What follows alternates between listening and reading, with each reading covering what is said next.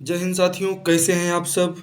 आप सभी तैयारी करने वाले मेरे दोस्तों को मेरा नमस्कार है। और आज ये जो छत्तीसगढ़ सामान्य अध्ययन का मैराथन आप देख रहे हैं, ये मैराथन वाकई में बहुत ही महत्वपूर्ण है। ये स्मार्ट स्टडी क्लासेस की ये बहुत ही बेहतरीन प्रस्तुति है, जिसमें दोस्तों आज मैं आपके लिए 136 स्लाइड्स लेकर आया हूँ। जो आप समझें कि इसमें छत्तीसगढ़ मैराथन का हम 2 भाग लेकर आएंगे और दोनों भाग आप जरूर देखिएगा। इसलिए देखिएगा कि आपकी जो है आपकी परीक्षा के लिए ये रामबाण क्लास है, ये मैराथन है। इसमें आपको छत्तीसगढ़ के जलप्रपात मिलेंगे, इसमें आपको एकदम दमदार प्रश्न एकदम सीक्वेंस से हम आपको जो है दिखाएंगे छत्तीसगढ़ की प्रशासनिक व्यवस्था। उसके बाद दोस्तों ये इस क्लास से बाहर बिल्कुल प्रश्न नहीं जाने वाला। आप अगर किसी भी परीक्षा में बैठ रहे हैं तो जो सीजी के एग्ज़ाम्स हैं वो एग्ज़ाम से आपका यहाँ से बाहर नहीं जाएंगे दोस्तों। ये आपको सीधे दिमाग में फीड कराने वाली क्लास होगी। आप बारी बारी से जो है पूरी क्लास को लेंगे। पूरी क्लास आपके लिए आपको महानदी अपवाह तंत्र, पूरी नदियों के अपवाह तंत्र, पूरे जलप्रपात आपको पढ़ाए जाएंगे। इसके बाद इसमें सारी चीज़ें पहले फैक्ट में हम बताएंगे और लास्ट में आपके लिए एमसीक्यू मैंने रखा है। और ये एमसीक्यू करीब 200 प्लस एमसीक्यू आपको अभी हम कराने वाले हैं। तो आइए क्लास को शुरू करते हैं और आप पहले फैक्ट को देखते चलिए और बताइए कि कैसा है। दोस्तों सबसे पहले हम छत्तीसगढ़ की प्रशासनिक व्यवस्था में जान लेते हैं कार्यपालिका के बारे में। ये बिल्कुल सब महत्वपूर्ण फैक्ट हैं, आप इनको देखते रहिए। दोस्तों ये जो संचालय भवन या निदेशालय भवन को इंद्रावती भवन के नाम से जाना जाता है, ठीक है, जिसका प्रमुख कार्य नीतियों का निर्माण करना है, इसे आप बिल्कुल याद रखिएगा। मंत्रालय भवन, मंत्रालय या सचिवालय भवन को महानदी भवन के नाम से जाना जाता है। कार्यपालिका में राज्यपाल, मुख्यमंत्री, मंत्रिपरिषद, महाअधिवक्ता प्रमुख होते हैं, इसको आप याद रखिएगा। ऐसे ही आपको थोड़ा सा स्पीड में हम ले चलेंगे हर चीज़ों को बताते हुए। इसके बाद हम सीधे एमसीक्यू पर आएंगे, ठीक है। उसके बाद आप देखिए राज्यपाल राज्य का कार्यकारी अध्यक्ष एवं संवैधानिक प्रमुख होता है। अगला देखिए 155 के तहत राज्यपाल की नियुक्ति राष्ट्रपति करते हैं, जो राष्ट्रपति के प्रति उत्तरदायी होने के साथ अपना त्यागपत्र उसी को सौंपता है। ये अनुच्छेद 155 में लिखा गया है। राज्यपाल का वेतन राज्य की संचित निधि पर आधारित होता है। इनका वेतन होगा 3.5 लाख रुपए। छत्तीसगढ़ के पहले राज्यपाल कौन थे आपसे पूछा जाए, दिनेश नंदन सहाय जी थे। वर्तमान अनुसुईया उइके जी हैं। बलराम दास टंडन जी का पद पर रहते हुए निधन हो गया था। इस चीज़ को आपको भूलना नहीं है, ये बिल्कुल लल्लन टॉप फैक्ट्स हम आपके लिए लेकर आए हैं। सामान्य प्रशासन विभाग के प्रमुख कार्य नीतियों का निर्माण करना। अब आपके सामान्य प्रशासन विभाग का प्रमुख कार्य आपको बताया जा रहा है। इसमें प्रशासनिक अधिकारियों की पदस्थापना, सेवाएं, शासकीय सेवकों की सेवाओं से संबंधित नियमों का निर्माण। सतर्कता है दोस्तों। पंचायत ग्रामीण विकास विभाग का छत्तीसगढ़ राज्य में सर्वोच्च प्रशासनिक अधिकारी विकास आयुक्त होता है, अगर आपसे पूछा जाए ग्रामीण विकास विभाग का, ठीक है। आप यहाँ एकदम ध्यान से देखिए, ये जो ग्रामीण विकास विभाग है, ये ग्रामीण विकास विभाग के बारे में आपको बताया जा रहा है कि अगर ग्रामीण विकास विभाग जो छत्तीसगढ़ है, इसमें राज्य का सर्वोच्च प्रशासनिक अधिकारी विकास आयुक्त होता है, जिसे प्रमुख सचिव कहा जाता है। इन्हें आप याद रखिए। आगे देखते हैं कि राज्य के प्रमुख पदाधिकारियों में आप देखिए संवैधानिक एवं कार्यपालिका प्रमुख कौन होता है आपसे पूछा जाए तो आप राज्यपाल को बताएंगे। राज्यपाल का वास्तविक कार्यकारी प्रमुख मुख्यमंत्री होता है, आप जानते हैं।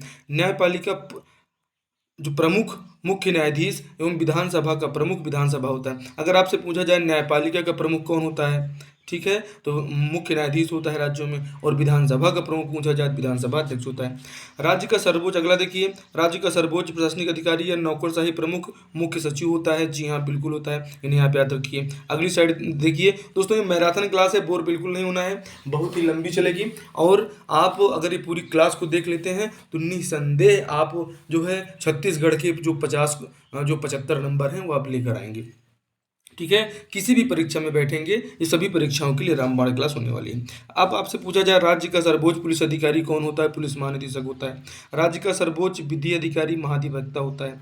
राज्य के 3 कार्यवाहक राज्यपाल अभी तक बने हैं छत्तीसगढ़ में, श्री सुशील कुमार शिंदे जी, श्री रामनरेश यादव और आनंदीबेन पटेल। 3 लोगों को याद आप जरूर रखेंगे, ठीक है। आगे देखें, सचिवालय पदाधिकारियों का क्रम, मुख्य सचिव सबसे पहले आएंगे, फिर प्रमुख सचिव आएंगे, फिर संयुक्त सचिव आएंगे, फिर उप सचिव आएंगे, फिर अवर सचिव आएंगे। ये चीज़ें ऐसे ही पूछ ली जाती हैं, ठीक है। तो सबसे पहले मुख्य सचिव, ठीक है, आप चीफ सेक्रेटरी को आप बिल्कुल ध्यान रखेंगे, ठीक है। उसके बाद प्रमुख आपके सचिव आ जाएंगे, फिर संयुक्त सचिव, फिर उप सचिव, फिर अपर सचिव। इन्हें आप बिल्कुल ध्यान में रखिए। एकदम रिवीजन वाली क्लास में आपके लिए लेके आया हूँ, इनका रिवीजन करते चलिए और कहीं से भी जो है आपका जोश कम ना होने पाए। और अब जब ठान लिया तो ठान लिया, मंजिल को अपना मान लिया, आइए एकदम लगते हैं। और इस क्लास में अपने माँ बाप के सपनों को साकार करना है, अपने सपनों को साकार करना है। इसलिए आइए क्लास को अच्छे से देखिए और सब हर चीज़ों को आप रिवाइज करते चलिए। वरीयता क्रम में राज्य प्रशासन का प्रमुख अधिकारी होता है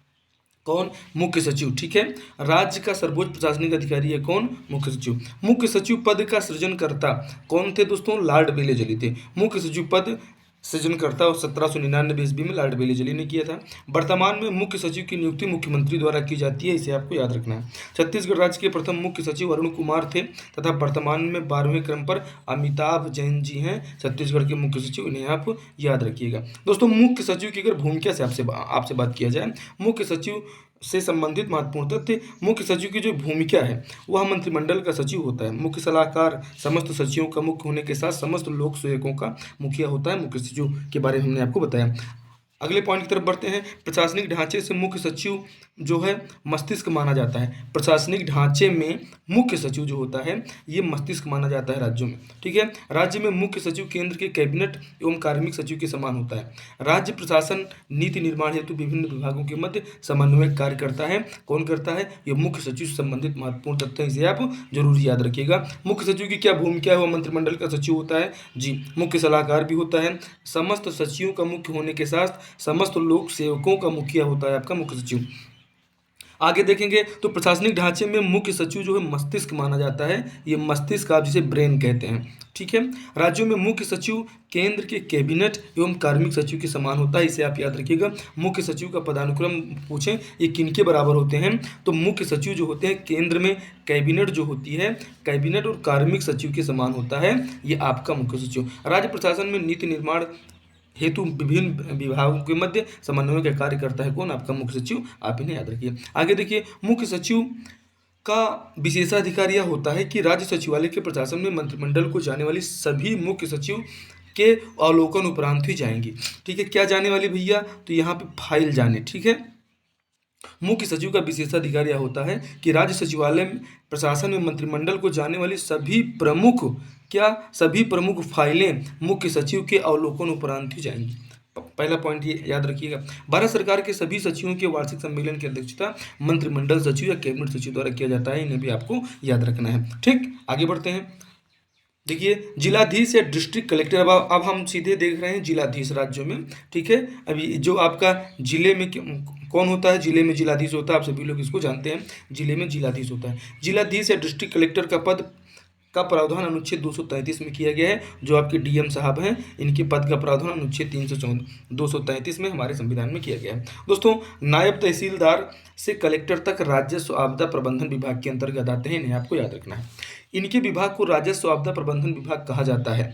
डिप्टी कलेक्टर राजस्व आपदा प्रबंधन विभाग के अंतर्गत नहीं आता, तो इन्हें आप जरूर याद रखिएगा। नायब तहसीलदार से कलेक्टर तक राजस्व आपदा प्रबंधन विभाग के अंतर्गत आते हैं, लेकिन जो डिप्टी कलेक्टर होता है वो राजस्व आपदा विभाग के अंतर्गत नहीं आता है, वो इन्हें आप जरूर याद रखिएगा। आगे बढ़िए। राजस्व अधिकारी, ठीक है, डिस्ट्रिक्ट कलेक्टर के बारे में हम बात कर रहे हैं। राजस्व अधिकारी जिला के प्रमुख प्रशासक के रूप में, जिला मजिस्ट्रेट के रूप में, जिला प्रशासन के प्रमुख के रूप में उत्तरदायी होता है। राजस्व अधिकारी कौन होता है? ये जिला के प्रमुख प्रशासक के रूप में, जिला मजिस्ट्रेट के रूप में। ठीक है, यही आपके जिलाधीश जो आपके डिस्ट्रिक्ट कलेक्टर हैं, डीएम साहब जो हैं। जिला के प्रमुख प्रशासनिक अधिकारी को कलेक्टर कहते हैं, जो जिला प्रशासन के कार्य के रूप में नीतियों का कार्यान्वयन कराता है।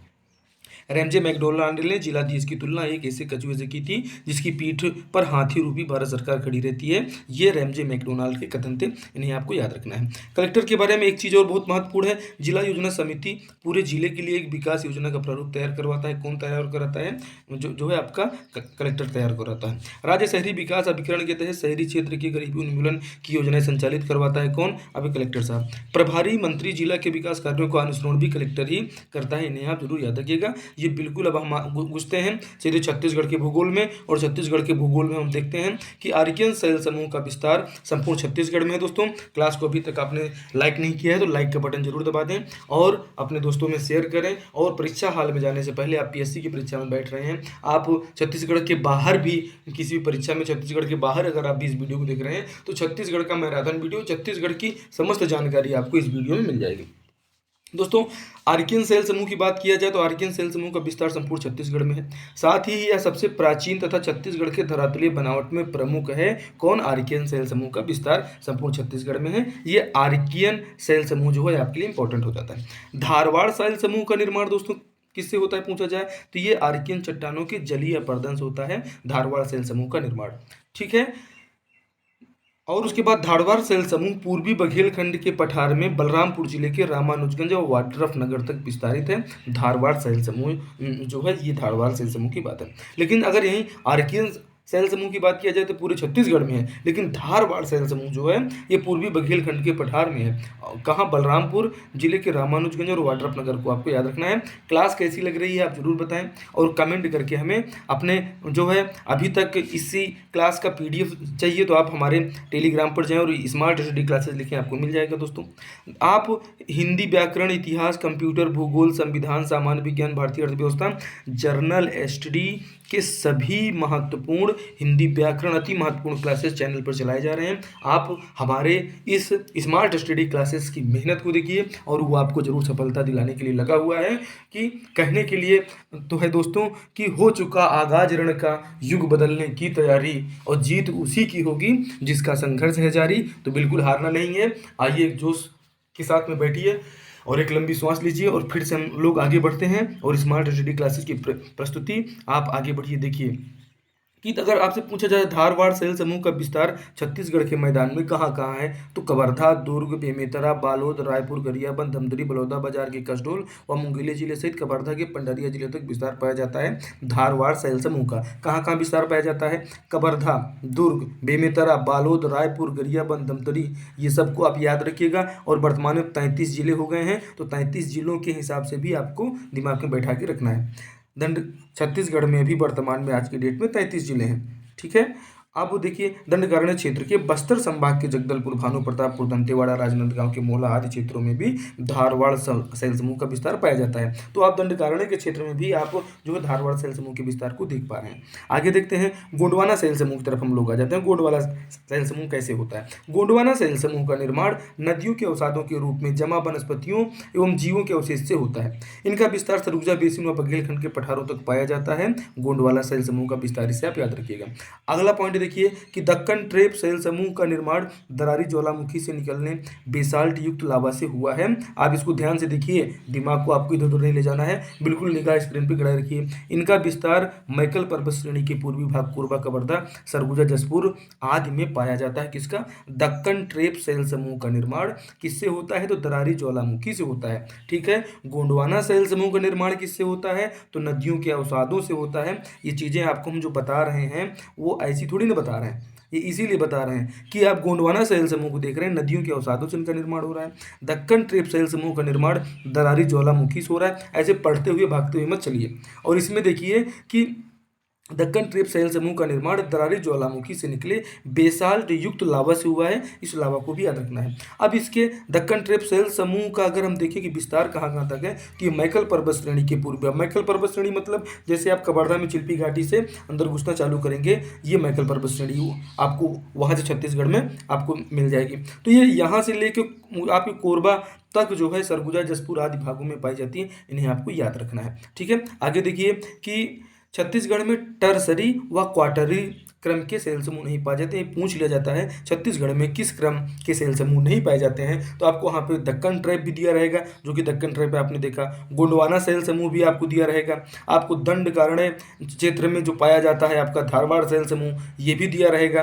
तो ये सब दिए रहेंगे, लेकिन इसमें इसके साथ में एक चीज़ ये दे दिया जाएगा कि भाई इनमें से कौन सा है जो छत्तीसगढ़ में शैल समूह नहीं पाए जाते हैं। तो टर्सरी और क्वार्टरी क्रम के जो शैल समूह छत्तीसगढ़ में नहीं पाए जाते हैं। अगली स्लाइड की तरफ बढ़ें। और आप अपने दोस्तों में शेयर नहीं कर रहे हैं, और आप बिल्कुल बेहद ही महत्वपूर्ण क्लास है, आप इसको लाइक करिए और थोड़ा शर्म करिए कि इतनी महत्वपूर्ण क्लास में आपके लिए लिख कर आया हूँ और आप वीडियो को लाइक नहीं कर पा रहे हैं। लाइक की संख्या बढ़ाइए आप लोग। पूर्वी बघेलखंड के पठार में स्थित प्रमुख पर्वत पहाड़ के बारे में हम चर्चा करेंगे। पूर्वी बघेलखंड के पठार में स्थित प्रमुख पहाड़ पर्वत। पूर्वी बघेलखंड के पठार का विस्तार कोरिया, सूरजपुर, बलरामपुर, सरगुजा के पाट प्रदेशों तक है, जिनकी बनावट गोंडवाना शैलक्रम से हुई है और सरगुजा बेसिन जैसी है, इसे आपको याद रखना है। दोस्तों, चांग बखार देवगढ़ की पहाड़ी कोरिया जिले के उत्तरी भाग में विस्तृत है, इसे आपको याद रखना है। चांग बखार देवगढ़ की पहाड़ी।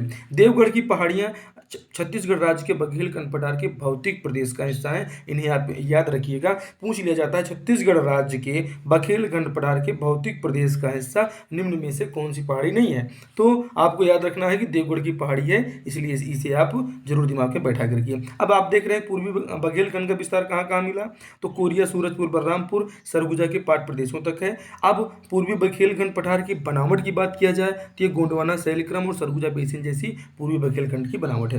इसका विस्तार पूछ लिया जाए तो चांग बखार देवगढ़ की पहाड़ी कोरिया जिले के उत्तरी भाग में ये विस्तृत है। देवगढ़ की पहाड़ियां छत्तीसगढ़ राज्य के बघेलखंड के पठार के भौतिक प्रदेश का हिस्सा है, इन्हें भी आप याद रखिएगा।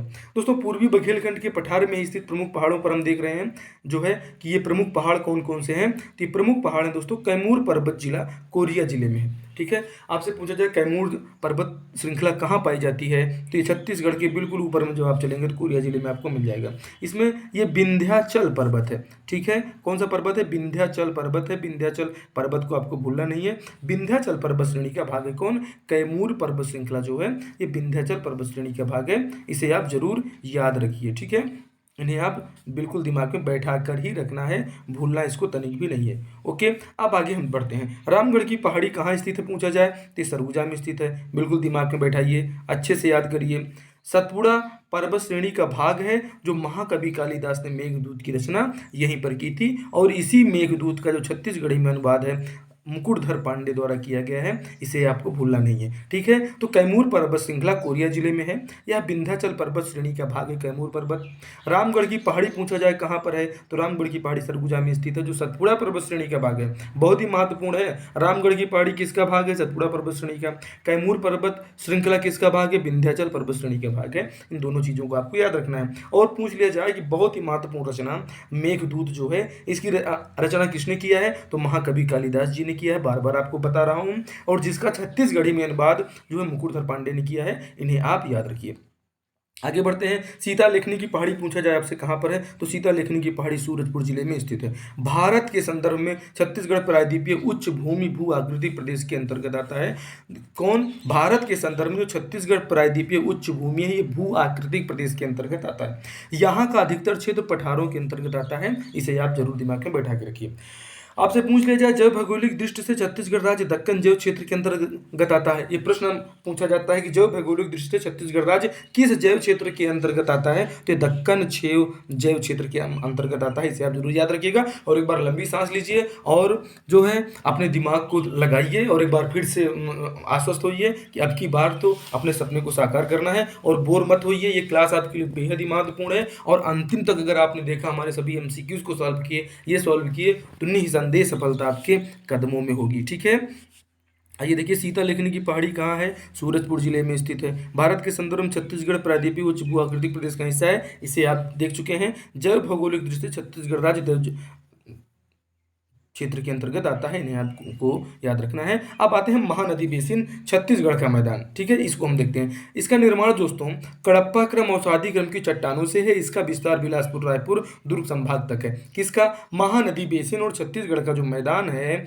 इसी छत्तीसगढ़ के मैदान को ही तो महानदी बेसिन कहा जाता है। तो ये जो महानदी बेसिन है, महानदी बेसिन या छत्तीसगढ़ का मैदान, दोनों चीजें एक ही हैं, आप इन्हें एक ही समझें, इन्हें अलग करने की कोशिश ना करें। ठीक है, अब देखें कि जो छत्तीसगढ़ के मैदान का विस्तार है, ये बिलासपुर, रायपुर, दुर्ग संभाग तक है। मतलब बिलासपुर के सभी जिले संभाग के, रायपुर संभाग के सभी जिले, दुर्ग संभाग के सभी जिले इसमें आपका आ जाएंगे, जो आप अपने इस प्यारे से नक्शे में देखते हैं, छत्तीसगढ़ वाले नक्शे में। ठीक है, आगे देखिए कि मैकल पर्वत श्रेणी छत्तीसगढ़ के मैदान का हिस्सा है, जिसका विस्तार राजनांदगांव को वर्धा, लोरमी, पेंड्रा तक है। दोस्तों ये पेंड्रा है। ठीक है, ये आप याद रखिएगा। छत्तीसगढ़ के मैदान के अंतर्गत छुरी उदयपुर की पहाड़ी आती है, जिसका विस्तार कोरबा, सरगुजा, रायगढ़ जिलों तक है। इसे आपको याद रखिएगा। इसमें 3 चीज़ बहुत महत्वपूर्ण है कि महा छत्तीसगढ़ के मैदान का निर्माण किससे हुआ है? तो इसका निर्माण कडप्पा क्रम, अवसादी क्रम की चट्टानों से हुआ है। इसका विस्तार बिलासपुर, रायपुर, दुर्ग संभाग है। 3 संभाग की बात हो रही है, अब 3 जिला नहीं समझिएगा। छत्तीसगढ़ के मैदान की बात किया जाए तो इसके अंतर्गत छुरी उदयपुर की पहाड़ी आती है। इसको आपको दिमाग में बैठाना, छुरी उदयपुर की पहाड़ी को। और मैकल पर्वत श्रेणी की अगर बात किया जाए तो छत्तीसगढ़ मैदान का हिस्सा है और इसका विस्तार राजनांदगांव, कवर्धा, लोरमी, पेंड्रा तक है। इन्हें आप बिल्कुल ऐसे ही मेरे साथ रिवाइज करते चलिए। दोस्तों, छत्तीसगढ़ का मैदान जो है ये महानदी बेसिन, मैकल पर्वत श्रेणी का ढाल अगर आपसे पूछा जाता है तो आपको बता देना है कि भैया पूरब की ओर है। जब आप इसको देखते हैं तो ये ईस्ट, वेस्ट, नॉर्थ, साउथ आपको यहाँ पे देखने को मिलता है। तो ये ईस्ट जो है ना, ये पूरब की ओर है। मैकल पर्वत श्रेणी का भाग आप इन्हें ध्यान में रखना। इसका ढाल अगर पूछे तो पूरब की ओर है, जिसकी सबसे ऊंची चोटी बदरगढ़ मानी जाती है, जो बीच में भी जो है न्यूज में भी छपा था कि ऐसी कोई चोटी है ही नहीं, खाली कागजों में। ठीक है। मैकल पर्वत श्रेणी राज्य में पश्चिम दिशा में स्थित, इसे आपको याद रखना है।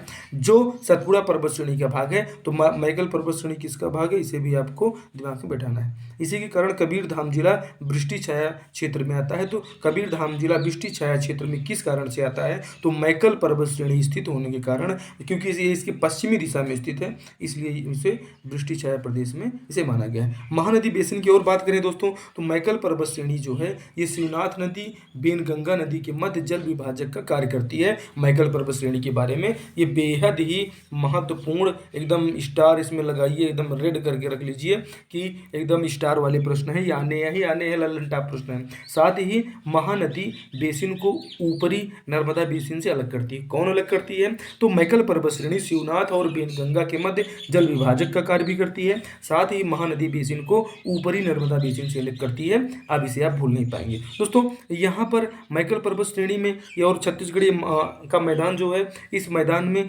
मुख्यतः साल के वृक्ष पाए जाते हैं। चिल्फी घाटी से हम बात करें तो नेशनल हाईवे 30 और ब्रिजवानी घाटी से NH 53 गुजरता है, जो मैकल पर्वत श्रेणी में ही आता है। इन्हें आपको याद रखना है। बहुत लंबी क्लास है दोस्तों, तो बहुत ज़्यादा हम लोग चर्चा नहीं कर सकते हैं, और आप इस क्लास को देखते चलिए और फालतू की बात नहीं करना है। एग्जाम का समय है, इसलिए आप लगातार जो है निगाह बनाए रखिए और लंबी लंबी सांस लेते हुए क्लास को अटेंड करते रहिए। सबसे ऊंची चोटी जो है दलहा पहाड़ 760 मीटर है, जो अकलतरा, जांजगीर चांपा तक विस्तारित है। अब हम कहाँ आ गए हैं दोस्तों? तो हम आ गए हैं बिलासपुर रायगढ़ के मैदान को देख रहे हैं। आप बिल्कुल ही ध्यान से देखिए, आप कहाँ पहुँच चुके हैं? तो ये बिलासपुर रायगढ़ के मैदान में हम लोग आ चुके हैं। ठीक है। सबसे ऊंची चोटी दलहा पहाड़ 760 मीटर है। कहाँ? रायगढ़ के मैदान की सबसे ऊंची चोटी आपसे पूछा जाए तो आपको उत्तर देना है कि दलहा पहाड़ है, जो अकलतरा से जांजगीर चांपा तक विस्तारित है। इसे आप याद रखिएगा। और जांजगीर चांपा से कौन सा जिला भी हाल ही में बना है, वो आप हमें कमेंट करके बताएं।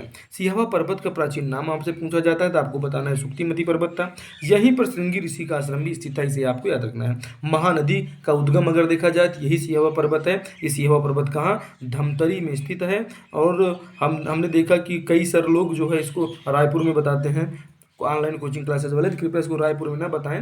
रायपुर राजधानी है छत्तीसगढ़ की और ये धमतरी में स्थित है। इन्हें आप भी कोचिंग क्लासेस वाले भी ध्यान रखें। छाता पहाड़, ठीक है, ये कहाँ स्थित है पूछा जाता है आपसे, तो इसे बताना है आपको बलौदाबाजार में स्थित है। दोस्तों, पाट प्रदेश में अब हम पहुंच चुके हैं कि छत्तीसगढ़ के जसपुर, बलरामपुर, सरगुजा में पाट प्रदेशों का विस्तार है। पूछा जाए भाई पाट प्रदेश छत्तीसगढ़ में कहाँ पे है, तो जसपुर, बलरामपुर, सरगुजा में पाट प्रदेशों का विस्तार है। पाट क्षेत्र का पूर्व से पश्चिम की तरफ क्रम अगर आपसे पूछ लिया जाए तो जमीर पाट, कहाँ से? पूर्व से पश्चिम की तरफ आपसे क्रम पूछा जा सकता है, ये पूछा जाता है, तो ये आपको बताना है। ठीक है। अगर इधर से आप देखेंगे तो सबसे पहले मैन पार्ट पड़ेगा, फिर आपका जसपुर पार्ट, फिर आपका जारंग पाट और फिर आपका जमीर पाट। लेकिन जब आप देखेंगे पूर्व से पश्चिम की ओर देखेंगे तो पूर्व से पश्चिम की ओर कौन सा आ जाएगा? सबसे पहले पड़ेगा आपका पूर्व से पश्चिम की ओर में सबसे पहले जमीर पाट आ जाएगा, फिर जारंग पाट आएगा, फिर जसपुर पाट आएगा, फिर मैन पाट आएगा। इसे आपको याद रखना है। पाट प्रदेश छोटा नागपुर पठार का भाग है। इन्हें आप जरूर याद रखिए और अपने दोस्तों को भी जोड़िए इस क्लास से और अपने लोगों को जो है शेयर करिए। आप लोग लाइक की संख्या बढ़ाइए, आप लोग लाइक नहीं कर रहे हैं। और दोस्तों, मेहनत अच्छी लगे तो सब्सक्राइब करिए, बहुत ही मेहनत है और वाकई में ये आपके लिए बनाया गया है क्लास। आपके सपनों को साकार करने के लिए टीम SSC 77 तैयार है। सरगुजा बेसिन की संरचना गोंडवाना क्रम की चट्टानें अधिक है। ठीक है। सरगुजा बेसिन की संरचना में गोंडवाना क्रम की चट्टानें अधिक है, ये आपको बताया जा रहा है। गोंडवाना क्रम की चट्टानें किस बेसिन में अधिक है? तो सरगुजा बेसिन में अधिक है। पाठ प्रदेश 2 है, किसका भाग है? छोटा नागपुर के पठार का भाग है। ठीक है, पाठ प्रदेश का क्रम पूछ लिया जाए तो आपको जमीर, जारंग, जसपुर, मैनपाट आपको इसको याद रखना है। अगले प्रश्न की तरफ बढ़ते हैं। पाठ प्रदेशों में दोस्तों आप देखिए कि मैन पार्ट को छत्तीसगढ़ का शिमला कहा जाता है। कई बार ये प्रश्नों में पूछा गया है, कई बार परीक्षाओं में आया है। भारत चीन युद्ध के दौरान 1962 में तिब्बती शरणार्थियों को यहीं बसाया गया है। ये परीक्षा में पूछा गया है, बिल्कुल लल्लन टॉप स्लाइड है ये। ठीक है, और ये प्रश्न आया हुआ है 1962 में तिब्बती शरणार्थियों को कहाँ पर बसाया गया था? तो यही मैन पार्ट में बसाया गया था, जो छत्तीसगढ़ में है, और छत्तीसगढ़ का शिमला इसीलिए इसको कहा जाता है। दोस्तों जसपुर पाठ प्रदेश प्रदेश का सबसे लंबा पाठ प्रदेश है। सामरी पाठ बलरामपुर जिले में पड़ता है। यहाँ की सबसे ऊंची चोटी पूछ लिया जाए तो गौरलाटा है, जो 1225 मीटर ऊंची है। एकदम स्टार लगा के इसको रखिए कि आपके सब इंस्पेक्टर एग्जाम में छपने वाला है। पीएससी में जो बैठ रहे हैं, ये पीएससी एग्जाम जो दे रहे हैं, वो भी पीसीएस वाले, आप देखिए कि आपके एग्जाम में ये आ रहा है, पीएससी पीसीएस वाले। आप छत्तीसगढ़ हम जो है, जो हमारी बड़ी बड़ी परीक्षाएं हैं, उन सभी परीक्षाओं में छत्तीसगढ़ स्टेट स्टडी भी कराई जाती है। तो अगर आप यूपीएससी की भी तैयारी कर रहे हैं तो इस क्लास को देख सकते हैं कि स्टेट स्टडी में छत्तीसगढ़ का कोई भी पार्ट हमने छोड़ा नहीं है। और इसकी जो मैराथन क्लासेस है, इसका 2 पार्ट आएगा। इसके बाद एक पार्ट हम और लेके आएंगे जिसमें छत्तीसगढ़ की बहुत सारी चीज़ें हम आपको कवर करवा देंगे। आइए बढ़ते हैं आगे। केशकाल पर्वत महानदी इंद्रावती के मध्य जल विभाजक कार्य करता है। मैकल पर्वत श्रेणी जो है शिवनाथ और बेनगंगा के मध्य जल विभाजक कार्य करती है। महानदी अपोहा तंत्र एवं नर्मदा अपोहा तंत्र। ठीक है, अगर महानदी की बात किया जाए, महानदी अपोहा एवं नर्मदा अपोहा तंत्र को भी मैकल पर्वत श्रेणी इसका विभाजन कार्य करती है। नदियों की बात किया जाए, शिवनाथ और बेनगंगा के मध्य जल विभाजक कार्य में जो है मैकल पर्वत श्रेणी करती है। और केशकाल पर्वत की अगर बात किया जाए, बहुत ही ध्यान से यहाँ पर देखिए आप, यहाँ पर केशकाल पर्वत महानदी और इंद्रावती के मध्य जल विभाजक का कार्य करता है। इसे आप जरूर याद रखिएगा। नदी अपोहा तंत्र के मध्य भी यही पर्वत श्रेणी जल विभाजक की भूमिका रहती है। ठीक है, महानदी और नर्मदा नदी अपोहा तंत्र के मध्य भी यही पर्वत श्रेणी जल विभाजक की भूमिका में रहती है। मतलब महानदी अपोहा तंत्र और नर्मदा नदी अपोहा तंत्र की बात करें तो जो है जल विभाजक का कार्य मैकल पर्वत श्रेणी इसके लिए भी करती है। शिवनाथ और बेनगंगा के मध्य भी जल विभाजक का कार्य मैकल पर्वत श्रेणी कर रही है। और जो है महानदी अपोहा तंत्र और नर्मदा अपोहा तंत्र के मध्य भी जो है जल विभाजक का कार्य कर रही है। केशकाल घाटी पे कितने मोड़ पड़ते हैं आपसे पूछ लिया जाए तो 12 मोड़। कौन से जिले में है? तो कोंडागांव जिले में। इसे आप याद रखिएगा। किस रेंज में आता है? तो बस्तर रेंज में आता है। ठीक है, आइए आगे बढ़ते हैं। हम देखते हैं कि देवगढ़ की पहाड़ी, छत्तीसगढ़ के जल विभाजक पर्वत हम लोग देख रहे हैं। आपने इसको ध्यान से देखा है तो देखिए कि हमारा टॉपिक चेंज हो चुका है। अब हम कौन से टॉपिक देख रहे हैं? छत्तीसगढ़ के जल विभाजक पर्वत। तो जितने जल विभाजक पर्वत हैं हमने आपको सबको एक साथ करा दिया। हमने आपको बता दिया केशकाल पर्वत जो है ये महानदी और इंद्रावती नदी के मध्य जल विभाजन कार्य करता है। मैकल पर्वत श्रेणी जो शिवनाथ और बेनगंगा के मध्य जल विभाजक का कार्य करती है। महानदी अपोहा तंत्र और नर्मदा नदी अपोहा तंत्र के मध्य भी मैकल पर्वत श्रेणी जल विभाजक की भूमिका में कार्य करती है। इसे आपको याद रखिएगा। और एक बहुत ही महत्वपूर्ण है देवगढ़ की पहाड़ी, इसे आप याद रखिएगा। देवगढ़ की पहाड़ी गोपद नदी एवं रिहंद नदी के मध्य जल विभाजक कार्य करती है। दोस्तों मेहनत हमारी कैसी लग रही है? आप इसको सब्सक्राइब कीजिए चैनल को और अपने दोस्तों में शेयर कीजिए और बताइए कि हमारी क्लास आपको कैसी लगी। और जब परीक्षा देके आप निकलेंगे तो आपको हमारी याद 100% आएगी, क्योंकि ये ऐसी जो है हमने ये पीपीटी तैयार की है। देवगढ़ की पहाड़ी गोपद नदी एवं रिहंद नदी के मध्य जल विभाजक कार्य करती है। आइए अगले टॉपिक की तरफ बढ़ते हैं और अगला टॉपिक हमारा है दंडकारण्य का पठार। दोस्तों दंडकारण्य का जो पठार है इसका विस्तार छत्तीसगढ़, तेलंगाना, आंध्र प्रदेश और उड़ीसा तक है। दंडकारण्य परियोजना बस्तर में संचालित की जा रही है। राव घाट की पहाड़ी कांकेर जिले में स्थित है तथा बैलाडीला पहाड़ी दंतेवाड़ा में स्थित है। इसे आपको याद रखना है। और जो है दंतेवाड़ा में स्थित और यहाँ से लौह अयस्क विशाखापट्टनम बंदरगाह को जाता है। और बैलाडीला पहाड़ी सबसे पुरातन शैलों से निर्मित है। और आपसे पूछा जाए कि सबसे नवीन रेलवे जोन का जो मुख्यालय है वो भी कहाँ पे है, तो जो है यही विशाखापट्टनम में है। इसे आप जरूर याद रखिएगा। आगे बढ़ते हैं, आप जो है फटाफट इसको देखते चलिए कि दंडकारण्य का विस्तार पूछा जाएगा तेलंगाना, आंध्र प्रदेश, उड़ीसा। दंडकारण्य परियोजना कहाँ चलाई जा रही है? बस्तर में। रावघाट की पहाड़ी जो कहाँ स्थित है? कांकेर जिले में स्थित है। बैलाडीला की पहाड़ी कहाँ स्थित है? दंतेवाड़ा में स्थित है। बैलाडीला पहाड़ी से लौह कहाँ जो है भेजा जाता है, विशाखापट्टनम, यहाँ से जापान भी जाता है। बैलाडीला पहाड़ी सबसे पुरातन शैलों से निर्मित है, इसे आपको याद रखना है। आगे देखिए, दंडकारण्य के पठार में ही अबूझमाड़ की पहाड़ी का विस्तार कहाँ से कहाँ तक है, तो ये नारायणपुर जिले में है। खुर्सेल घाटी में सर्वोच्च किस्म के सागौन के वन पाए जाते हैं। आपसे प्रश्न पूछा जाता है कि खुर्सेल घाटी में जो है छत्तीसगढ़ में सर्वोच्च वन किस घाटी में पाए जाते हैं, तो खुर्सेल घाटी में पाए जाते हैं। बस्तर के पठार का सबसे अधिक ऊंचाई वाला क्षेत्र कौन सा है, तो यही खुर्सेल घाटी जो आप देख रहे हैं, ये अबूझ माड़ की पहाड़ी वाला जो है ये है। केसकाल घाटी कोंडागांव जिले में स्थित है। यहाँ पर तेलिन घाटी, तेलिन माता का मंदिर है। केसकाल घाटी छत्तीसगढ़ बेसिन और बस्तर के पठार के बीच सीमा बनाती है, इसे आपको याद रखना है। अगले स्लाइड में बढ़िए कि आरी डोंगरी भानु प्रतापपुर तहसील क्षेत्र में स्थित है। गढ़िया पहाड़ी कहाँ स्थित है पूछा जाए तो कांकेर में है। और अलबका की पहाड़ी पूछा जाए तो बीजापुर जिला बताना बिल्कुल नहीं भूलिएगा। और क्लास अच्छी लग रही हो तो इसको सब्सक्राइब कीजिए और अपने दोस्तों में शेयर कीजिए, और एक शेर के जैसे आप बिल्कुल तैयार रहिए। अब हम घुस रहे हैं महानदी अपवाह तंत्र में। दोस्तों, महानदी अपवाह तंत्र भी हम पढ़ेंगे, और लेकिन अभी तक आप जो है हमारी कंप्यूटर क्लासेस को नहीं देख रहे हैं तो इसको आप जरूर देखिए। पर्यावरण की भी क्लासेस चल रही हैं, और चैनल को सबसे पहले तो आप शेयर कर दीजिए और शेयर करके आ जाइए, ठीक है। और उसके बाद हम महानदी अपवाह तंत्र में घुसेंगे। मैराथन क्लास है, थोड़ा पानी वानी पी लीजिए और कुछ शेरो शायरी भी हो जाए। आज आपके लिए बहुत ही महत्वपूर्ण चीज़ मैं लेकर आया हूँ। अगर वाकई में ये क्लास पूरी सफल हो जाती है, देखते हैं कहाँ तक हम अटेंड कर पाते हैं जो है। आइए महानदी अपवाह तंत्र की तरफ बढ़ते हैं।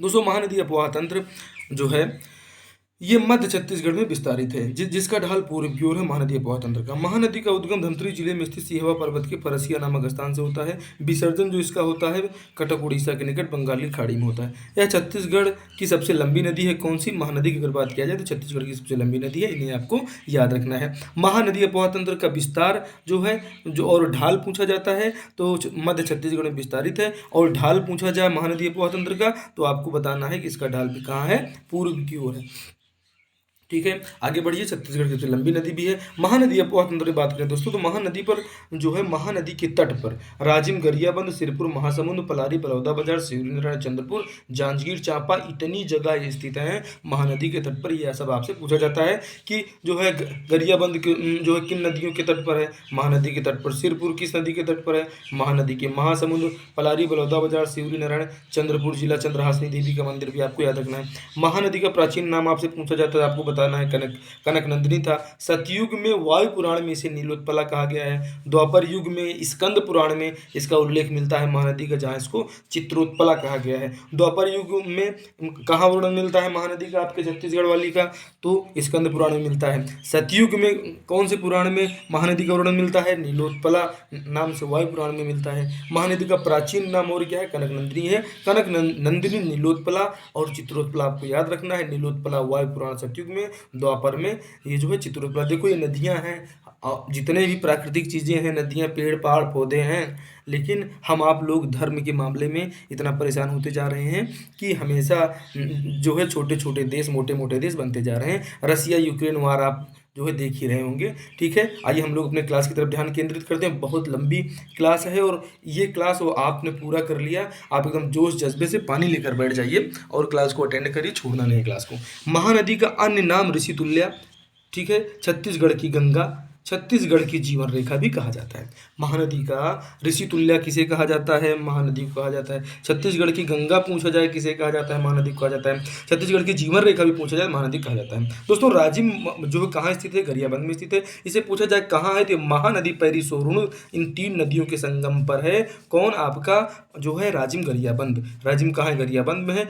महानदी, पैरी और सोढ़ुड़, ये एमएसपी अगर आप दिमाग में बैठा पाएँ तो आपके लिए शॉर्ट ट्रिक मैं आपको बता रहा हूँ। सरकार एमएसपी आपको दे रही है, ठीक है। एम से हो गया महानदी, एस से हो गया सोढ़ुर और पी से हो गया पैरी। तो महानदी, सोढ़ुर, पैरी जो आपका एमएसपी है, इसी एमएसपी पे राजिम, गरियाबंद है।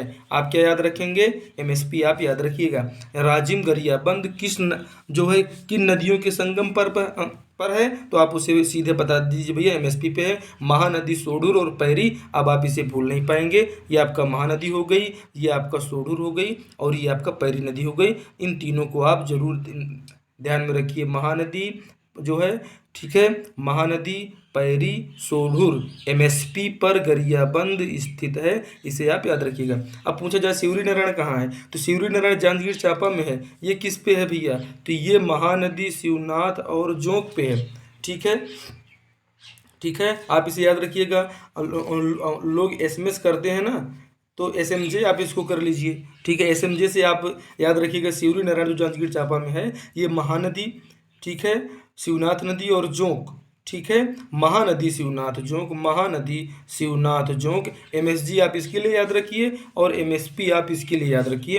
तो राजिम जो है एमएसपी में है और शिवरी नारायण कहाँ है, वो एमएसजी में है। फिर से एक बार लिख दे रहा हूँ, एमएसजी, इसे आप याद रखिएगा, गरियाबंद, ठीक है। शिवरी नारायण कहाँ है, तो महानदी, शिवनाथ और जोंक, ठीक है, ये जे है यहाँ पे, ठीक है दोस्तों, इस जे को आप फिर से बना लीजिए, ठीक। शिवरी नारायण जांजगीर चांपा महानदी शिवनाथ जोग नदियों के संगम पर। अगली स्लाइड की तरफ बढ़िए, बहुत ही महत्वपूर्ण क्लास है दोस्तों। महानदी अपवाह तंत्र में ही भारत का सबसे लंबा बांध, माफ कीजिएगा, भारत का सबसे लंबा बांध कौन सा बांध है, तो हीराकुंड बांध है। कहाँ है, उड़ीसा के निकट कटक में महानदी पर स्थित है भारत का सबसे लंबा बांध, जिसे हीराकुंड बांध कहा जाता है। रुद्री बैराज परियोजना दोस्तों 1912 से 15 में धमतरी जिले में इसी महानदी के ऊपर बनाई गई है, इसे आपको याद रखना है। दुधवा जलाशय की बात किया जाए तो ये 1965 में बना था दोस्तों। ये धमतरी नदी पर, धमतरी जिले में है, ये नदी नहीं है दोस्तों। और नदी पूछा जाए तो ये महानदी पर स्थित है, ठीक है, ये धमतरी डिस्ट्रिक्ट है। दुधवा जलाशय कहाँ है, धमतरी डिस्ट्रिक्ट में महानदी पर स्थित है, इसे आपको याद रखना है, ठीक है। आगे बढ़िए, गंगरेल बांध जिसे रविशंकर जलाशय भी कहा जाता है, 1979 में ये धमतरी जिले में ही महानदी पर बनाया गया है। गंगरेल बांध किस नदी पर पूछा जाए तो आप क्या बताएंगे कि ये महानदी पर, ठीक है। लंबी क्लासेस में दोस्तों बहुत एनर्जी चाहिए और वो एनर्जी आप लेकर आइए, अपने पास से कुछ हमको भी दे दीजिए और क्लास से भागना नहीं है, क्लास को लगातार बने रहिए। आगे देखिए, बहुत ही महत्वपूर्ण, लास्ट में आप हमारे एमसीक्यू करके अगर छोड़ के जाते हैं तो बिल्कुल अच्छी बात नहीं होगी। एमसीक्यू भी आपको पूरा करना है, अंतिम तक आपको बने रहना है। ये क्लास बहुत लंबी है, बिल्कुल आप जो है देखते रहिए कि अभी क्लास कितनी देर की हो गई है दोस्तों। तो हम एक बार देख लेते हैं कि हमारी क्लास अभी 35 मिनट की हुई है और ये अभी लगातार चलेगी। आइए बढ़ते हैं आगे कि महानदी पर बसंतपुर बैराज, कलमा बैराज, मिरौनी बैराज और साराडीह बैराज जांजगीर चांपा जिले में स्थित है। तो महानदी पर दोस्तों 4 बैराज स्थित है जांजगीर चांपा जिले में, बसंतपुर, कलमा, मिरौनी और साराडीह बैराज। ये कई बार पूछे गए, इन्हें आप याद रखिए, माफ कीजिएगा। इसके अतिरिक्त समोदा बैराज रायपुर में और शिवरी नारायण बैराज जांजगीर चांपा में स्थित है, इसी महानदी पर है, इसे आपको याद रखिएगा। कौन कौन सा बैराज, समोदा बैराज कहाँ है, रायपुर में। जो है शिव नारायण बैराज कहाँ है, जांजगीर चांपा में स्थित है। शिवरी नारायण बैराज आप इसे याद रखिएगा दोस्तों। महानदी एवं इंद्रावती, महानदी एवं इंद्रावती के मध्य जल विभाजक पर्वत कौन है, पूछा जाता है, केसकाल घाटी को आपको बताना है। महानदी जो है छत्तीसगढ़ की सर्वाधिक क्षेत्र घेरता है, जो महानदी है, ये जल क्षेत्र की बात किया जाए तो सर्वाधिक क्षेत्र घेरता है महानदी। महानदी में दक्षिण की ओर से सहायक नदियों में दूध नदी, सिलियारी नदी, सोढुर नदी, पैरी नदी, जोक नदी, तेल नदी, ये आ जाती हैं। इन्हें अगर आप ध्यान से देखें तो अगर आप ये इसको आप महानदी मान लें, ठीक है, तो आपका जो इस तरफ से है, ये आप साउथ वाले रीजन से, ये साउथ वाले रीजन से ये दूध नदी, उसके बाद सोढुर नदी, पैरी नदी, जोक नदी, तेल नदी, ये इतनी नदियां हैं जो महानदी में साउथ की तरफ से, दक्षिण की तरफ से मिल रही हैं। कौन कौन है, फिर से एक बार देख लीजिए, दूध नदी, कांकेर, सिलियारी नदी, सोढुर नदी, पैरी नदी, जोग नदी, तेल नदी, इसे आप याद रखिएगा, ठीक है। ये महानदी में दक्षिण की ओर से मिलने वाले उसकी सहायक नदियां हैं। अगर महानदियों में इंद्रावती के मध्य आपने इसको देखा ही दोस्तों, महानदी में दक्षिण की ओर से मिलने वाली सहायक नदियां हैं और महानदी में उत्तर की ओर से जो सहायक नदियां मिलती हैं वो शिवनाथ, हंसदेव, मांड, केलो, ईब। अब ये इस साइड से जो नदियां बहते हुए आ रही हैं, ऐसे ऐसे बहते हुए जो आ रही हैं, ये कौन कौन सी हैं, तो जो महानदी में मिल रही है, शिवनाथ नदी मिल रही है, हंसदेव, मांड, केलो, ईब, ये उत्तर की तरफ से मिल रही है। तो उत्तर तरफ भूलना नहीं, कहाँ से दोस्तों, यहाँ से मिल रहा है नॉर्थ की तरफ से और साउथ की तरफ से हमने आपको बताया है, ठीक है। तो आप देख लीजिए, महानदी की उत्तर की ओर से मिलने वाली सहायक नदियां शिवनाथ, हंसदेव, मांड, केलो, ईब हैं, इन्हें आपको भूलना नहीं। आगे बढ़िए, दोस्तों, महानदी की दक्षिण की ओर से सहायक दूध नदी का उद्गम जो होता है ये मलाजकुंडम पहाड़ी कांकेर से होता है। ठीक है, ये महानदी की दक्षिण की ओर से सहायक नदी जो दूध नदी है, इसका कांकेर इसका जो उद्गम होता है मलाजकुंडम पहाड़ी कांकेर है, जहाँ पर मलाजकुंडम जलप्रपात भी स्थित है। इसे भी आपको याद रखना है।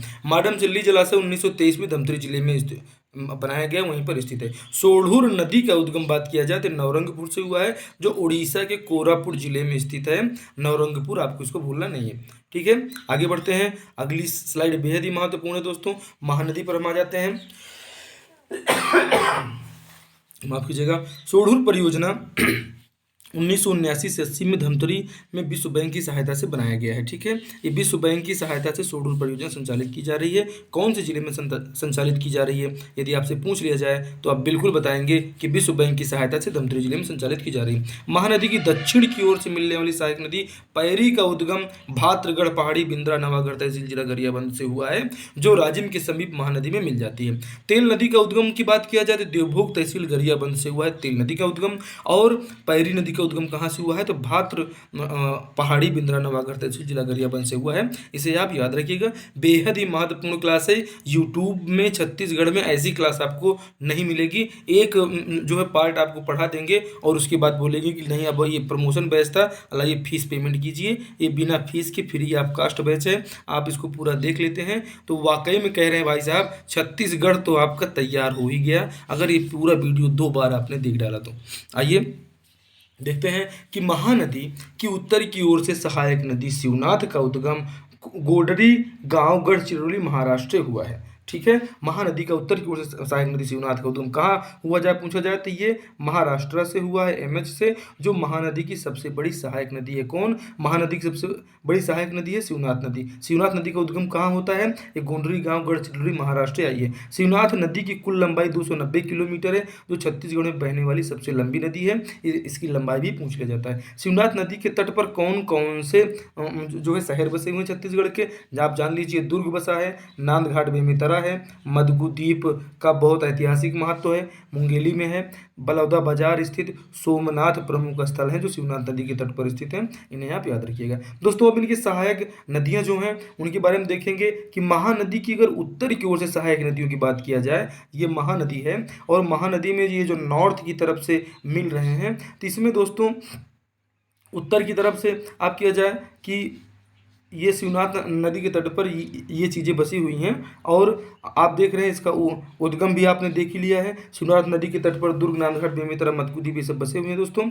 अब हम आ जाते हैं सीधे कि महानदी और शिवनाथ का दोआब क्षेत्र रायपुर व दुर्ग जिले में फैला हुआ है। पूछ लिया जाता है आपसे कि महानदी एवं शिवनाथ का दोआब क्षेत्र कहाँ तक है, तो ये रायपुर से दुर्ग जिले में फैला हुआ है। शिवनाथ नदी ही छत्तीसगढ़ों को 2 भागों में 18 गढ़ों में विभाजित करती थी। जब आप बोलते हैं, आपने पढ़ा है कि इतिहास में कहा गया है कि 18 गढ़ महानदी वो शिवनाथ नदी के जो है नीचे थे और आधे जो है ऊपर में थे। तो शिवनाथ नदी के जो छत्तीसगढ़ के छत्तीसगढ़ हैं, ये छत्तीसगढ़ यही जो नदी है शिवनाथ नदी कितनी महत्वपूर्ण है, 18 गढ़ों में विभाजित करती है, जिसके नाम पर इसका नाम छत्तीसगढ़ पड़ा। तो क्या आपके एग्जाम के लिए महत्वपूर्ण नहीं हो जाती, आप हमें कमेंट करके जरूर बताइए, इसलिए इसे याद रखिएगा। शिवनाथ नदी की प्रमुख सहायक नदियों की अब हम बात करेंगे दोस्तों। शिवनाथ नदी की प्रमुख सहायक नदी है खरखरा नदी, तांदुला नदी, खारून नदी।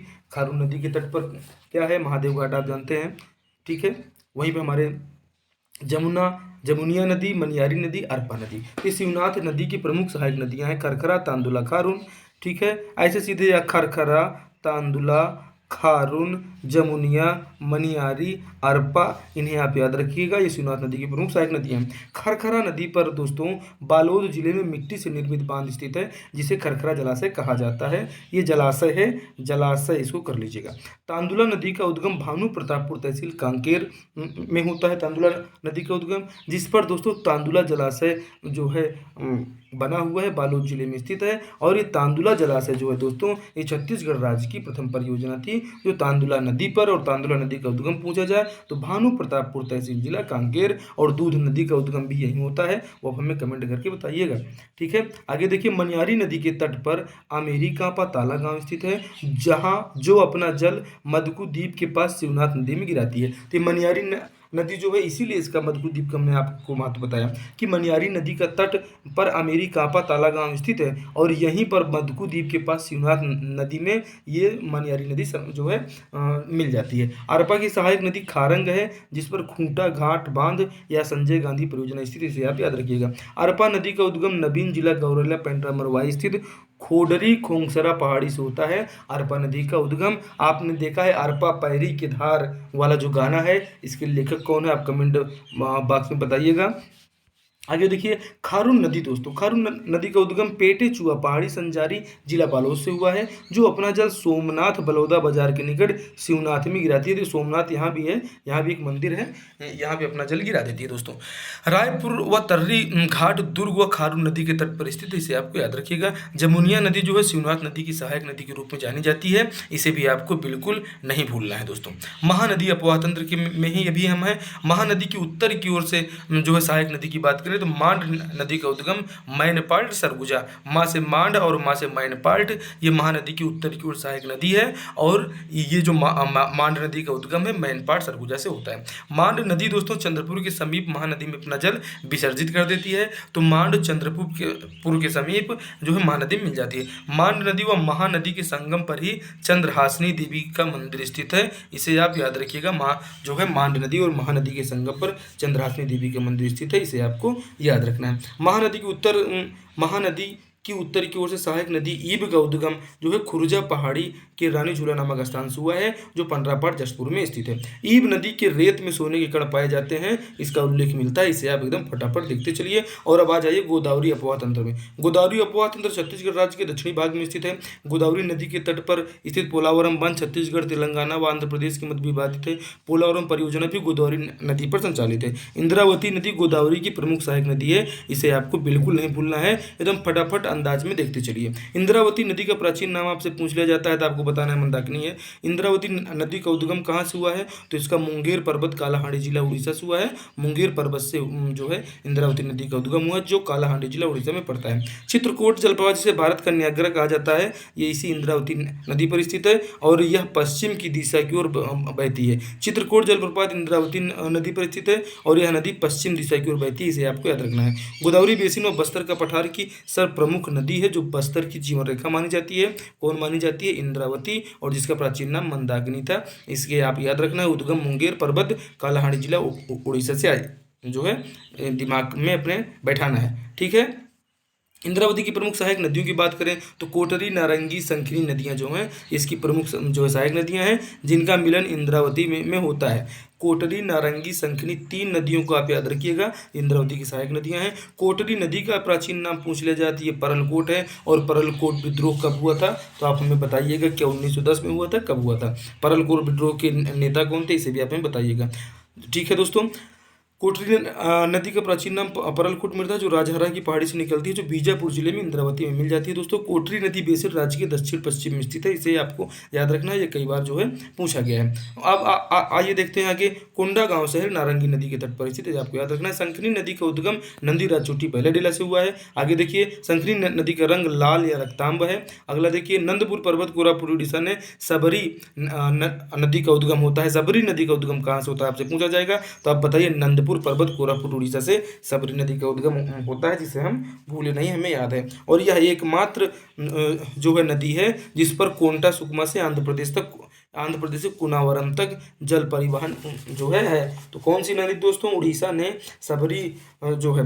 नंदपुर पर्वत जो है कहाँ स्थित है, तो कोरापुट उड़ीसा जिले में स्थित है। और यहीं पर जो है एक आपका आंध्र जो है अपने कोंटा सुकमा से आंध्र प्रदेश के कुनावरम तक 36 किलोमीटर जल मार्ग उपलब्ध है। जैसे इलाहाबाद से हल्दिया नेशनल, जो आपका प्रयागराज से हल्दिया है, नेशनल वाटर वे 1 है। नेशनल वाटर वे 2 कहाँ से कहाँ तक है, उसे आप हमें बताइए। नेशनल वाटर वे 3 कहाँ से कहाँ तक है, वो भी आप हमें कमेंट करके बताइए। वैसे ही जो है एक वाटर वे हमारे छत्तीसगढ़ में है, और ये छत्तीसगढ़ में कहाँ पर है, तो आप देख रहे हैं कोंटा सुकमा आंध्र प्रदेश से कुनावरम तक 36 किलोमीटर ही जल परिवहन उपलब्ध है, जो नंदपुर पर्वत कोरापुट उड़ीसा से निकलने वाली सबरी नदी पर स्थित है। आगे बढ़ते हैं। छत्तीसगढ़ और महाराष्ट्र की सीमा बनाने वाली नदी का नाम क्या है? इसका नाम बाघ नदी है, जो गोदावरी अपवाह तंत्र की नदी है, इसीलिए हम आपको बता रहे हैं। और ये प्रश्न भी बहुत महत्वपूर्ण हो जाता है कि छत्तीसगढ़ और महाराष्ट्र के बीच में कौन सी नदी सीमा बनाती है?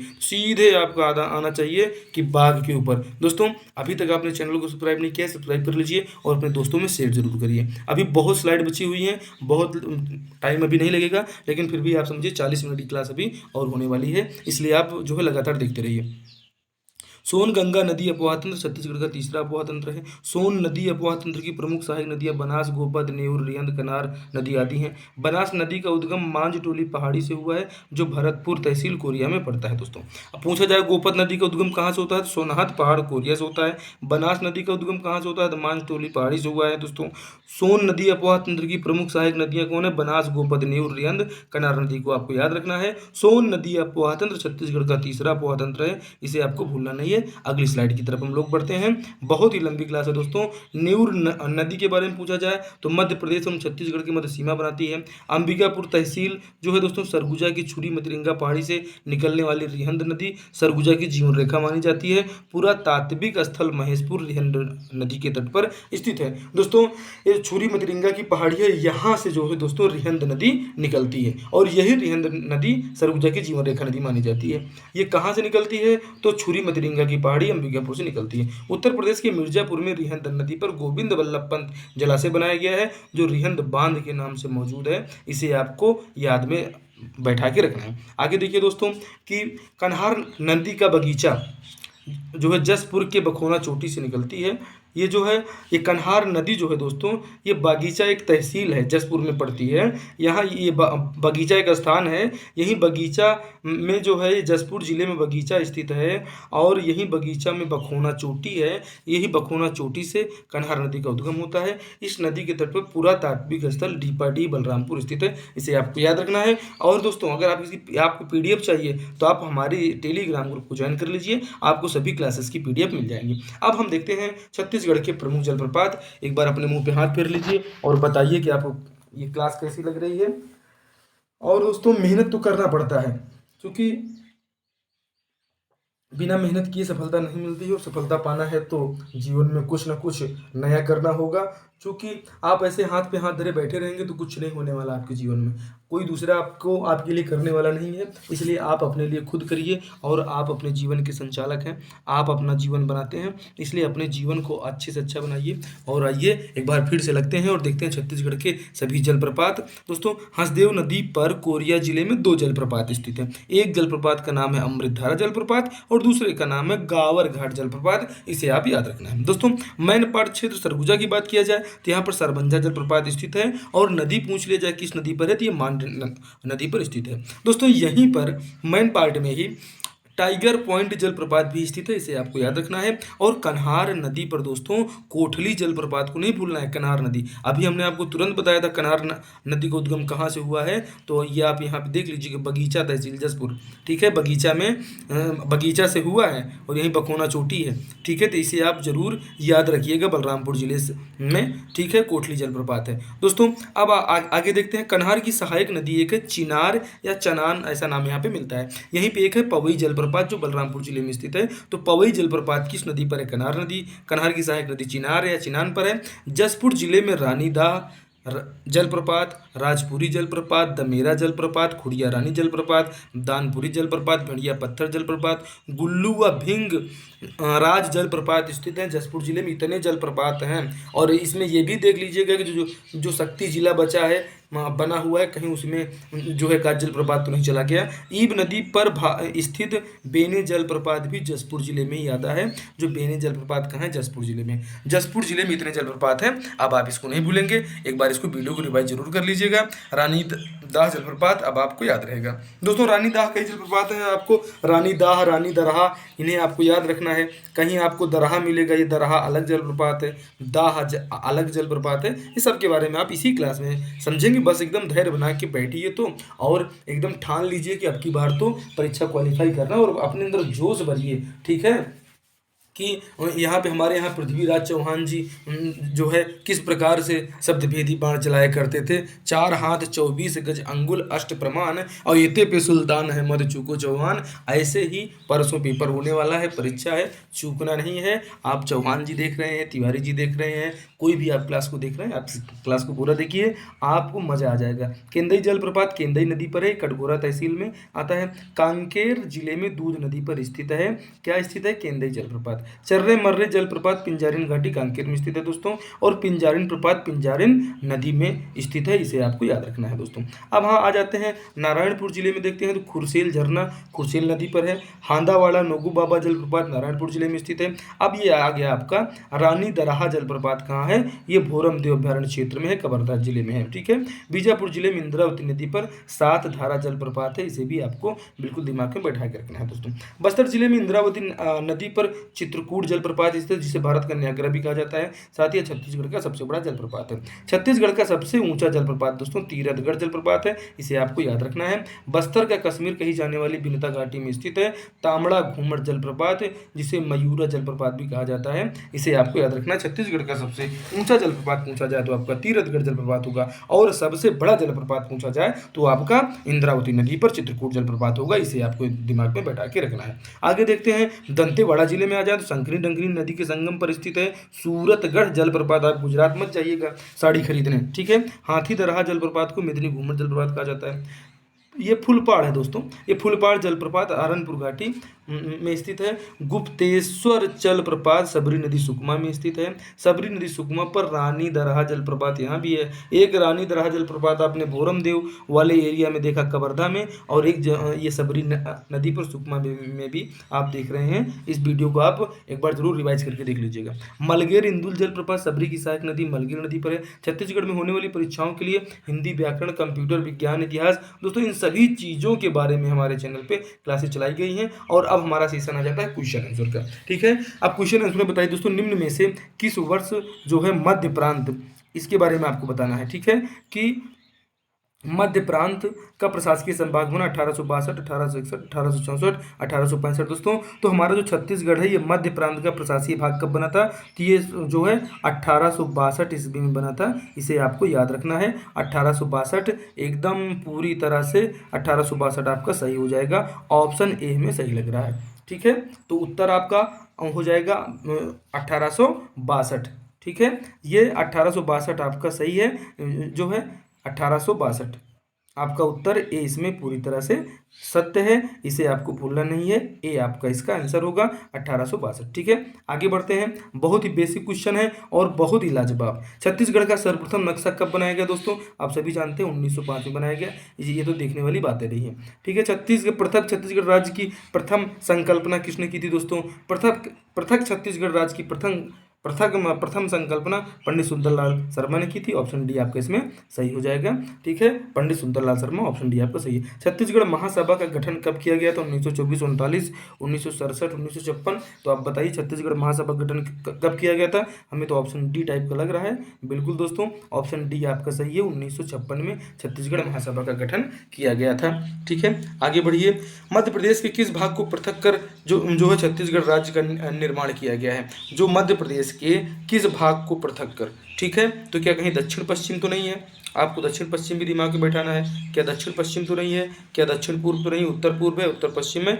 आइए देखते हैं, बेहद ही महत्वपूर्ण है कि मध्य प्रदेश के किस भाग को दोस्तों? तो ये जो मध्य प्रदेश का दक्षिण पूर्व वाला भाग है, ठीक है, ऑप्शन सी आपका पूरी तरह से इसमें सही है। ये जो दक्षिण पूर्व वाला भाग है, इसी दक्षिण पूर्व वाले भाग में से जो है पृथक करके छत्तीसगढ़ राज्य का निर्माण किया गया है, इसे अब आपको याद रखना है। अगला प्रश्न देखिए, किस अनुच्छेद से छत्तीसगढ़ राज्य की स्थापना की गई? अनुच्छेद 1, अनुच्छेद 2, अनुच्छेद 3। तो अनुच्छेद 3 के तहत नए राज्य शामिल किए जाते हैं, ये बिल्कुल पूरी तरह से सही है। छत्तीसगढ़ राज्य का गठन संबंधी जो है विधेयक राज्यसभा में कब प्रस्तुत हुआ? आपके सामने ऑप्शन है 28 अगस्त, 25 अगस्त, 3 अगस्त, 9 अगस्त दोस्तों। तो हमें तो 25 अगस्त टाइप का लग रहा है। आइए देखते हैं ऑप्शन में क्या है, और बिल्कुल आपका सही है कि 3 अगस्त 2000 को, ठीक है। कब? 3 अगस्त 2000 को। ये गलत है दोस्तों, 3 अगस्त 2000 को छत्तीसगढ़ राज्य गठन संबंधी विधेयक राज्यसभा में प्रस्तुत हुआ था 3 अगस्त 2000 को। छत्तीसगढ़ संग्राम मंच का गठन कब और किसने किया था दोस्तों?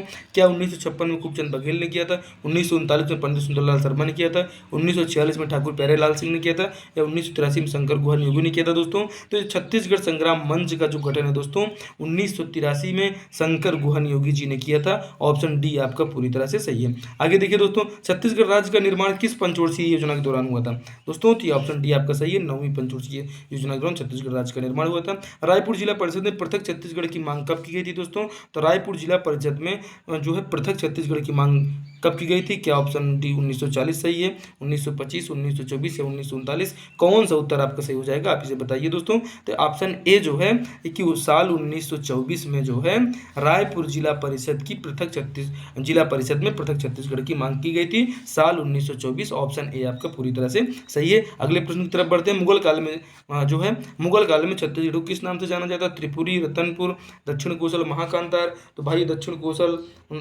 तो जो है आपका रामायण काल में जाना जाता था। हमें लग रहा है त्रिपुरी या रतनपुर में से कोई होगा। तो मुगल काल में रतनपुर के नाम से जाना जाएगा। किसके नाम जाना जाएगा, ये देखते हैं कि जी हाँ बिल्कुल ये रतनपुर के नाम से जाना जाएगा। ऑप्शन सी आपका पूरी तरह सही है। पृथक छत्तीसगढ़ पार्टी का गठन कब और किसके द्वारा किया गया था? ये आपसे पूछा जाए, पृथक छत्तीसगढ़ पार्टी का गठन, ठीक है, ये किसने किया था? तो 1983। आपने देखा, ये रिपीटेड क्वेश्चन है दोस्तों। 1983 पवन दीवान, ठीक है, 1983 पवन दीवान पृथक छत्तीसगढ़ पार्टी का गठन किया गया है। पवन दीवान को भी आप याद रखिएगा। पृथक छत्तीसगढ़ राज्य की मांग की गई थी 1921 में, 1922 में, 1924 में, 1926 में। तो दोस्तों 1924 में ही पृथक छत्तीसगढ़ राज्य की मांग की गई है, आपको इसे याद रखना है। आगे देखिए, कांकेर जिले की आरी डोंगरी पहाड़ी से लौह अयस्क उत्पादित किया जाता है, यह किस तहसील में है? नरहरपुर तहसील में, भानु प्रतापपुर, अंतागढ़ या कांकेर में? तो दोस्तों जो आपकी भानु प्रतापपुर तहसील है, इसी भानु प्रतापपुर तहसील में जो है आपका आरी डोंगरी पहाड़ी आता है, लौह अयस्क यहाँ से उत्पादित किया जा रहा है, इसे आप याद रखिएगा। आपका माफ कीजिएगा, ये भानु प्रतापपुर ना होकर ये नरहरपुर है, ठीक है दोस्तों। ये जो आरी डोंगरी पहाड़ी है, लौह अयस्क उत्पादित किया जाता है, ये किस तहसील में है? तो ये नरहरपुर तहसील में है। भानु प्रतापपुर तहसील, अंतागढ़, कांकेर गलत है, ठीक है। आगे बढ़िए। निम्न में से राज्य की अक्षांशीय लंबाई किलोमीटर में उत्तर से दक्षिण आपसे पूछा जा रहा है, ऐसे, ठीक है। तो ये उत्तर हो गया आपका और ये दक्षिण हो गया, ठीक है। उत्तर से दक्षिण में कितनी है? क्योंकि पूर्व पश्चिम में थोड़ा सा कम है, तो ये जो आपका जो 700 से 800 है, ये आपका हमें लगता है कि ऑप्शन बी आपका इसमें सही होना चाहिए। आइए देखते हैं क्या है। तो 700 से 800 ये हमारे राज्य की अक्षांशीय लंबाई, इसे आपको याद रखना है। छत्तीसगढ़ कितने जिले उष्णकटिबंधीय क्षेत्र में आते हैं दोस्तों?